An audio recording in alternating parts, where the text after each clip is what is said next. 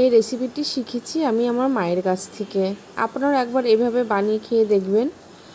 নতুন কেউ আসলেও তাকে এভাবেই খাওয়াতে পারেন, অসাধারণ লাগে। চলুন দেখে নিই কী কী লাগবে। আমি কড়াই আগে থেকে গরম করে রেখেছিলাম। এবার আমি দিয়ে দিচ্ছি তিলগুলো আমি হালকা ব্রাউন করে ভাজবো। যতক্ষণ না এর থেকে ফ্লেভার ছাড়ছে ততক্ষণ পর্যন্ত এইগুলো আমি ভাজবো। তিলগুলো লো ফ্লেমে ভাজতে হবে, না হলে পুড়ে যাবে। দেখুন তিলগুলো ব্রাউন হয়ে গেছে, এবার আমি নামিয়ে নেব। আর এটাই করে আমি গুঁড়ো করে নেব।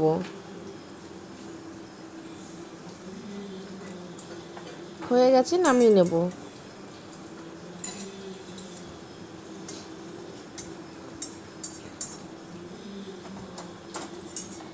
এবার এই কড়াইয়ে তেল বসিয়ে দেব।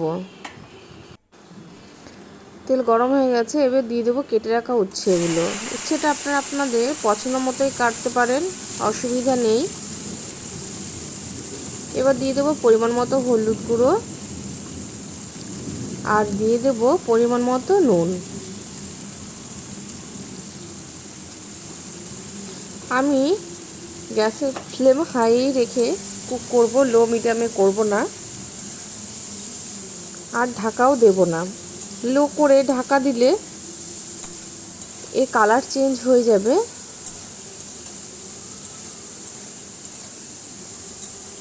এবার চলুন এটা গুঁড়ো করে নেব। এবার তেলটা আমি গুঁড়ো করে নিচ্ছি।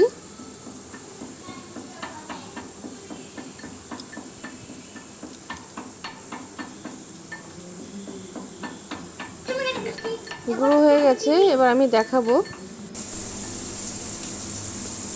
দেখুন ঠিক কেমন গুঁড়ো করতে হবে। এটা সাইডে রেখে দেবো। এবার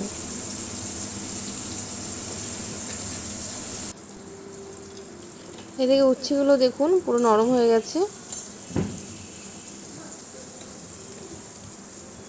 এবার আমি ভেজে রাখা গুঁড়ো করে তিলটা দিয়ে দেবো। এবার দিয়ে একটু নাড়াচাড়া দিয়েই নামিয়ে নেব। এটা দিয়ে নাড়াচাড়া করে নামিয়ে নিতে হবে, বেশি কুক করা যাবে না, কারণ এর যে ফ্লেভারটা তিলের সেটা নষ্ট হয়ে যাবে। এবার নামিয়ে নিচ্ছি। আশা করছি রেসিপিটি আপনার ভালো লাগবে। নমস্কার, আমি বেবি, আপনারা দেখছেন বেবি রান্নাঘর। আমার নেক্সট ভিডিও দেখার জন্য চ্যানেলটিকে সাবস্ক্রাইব করুন আর বেল আইকনটিকে অ্যাক্টিভেট করে রাখুন।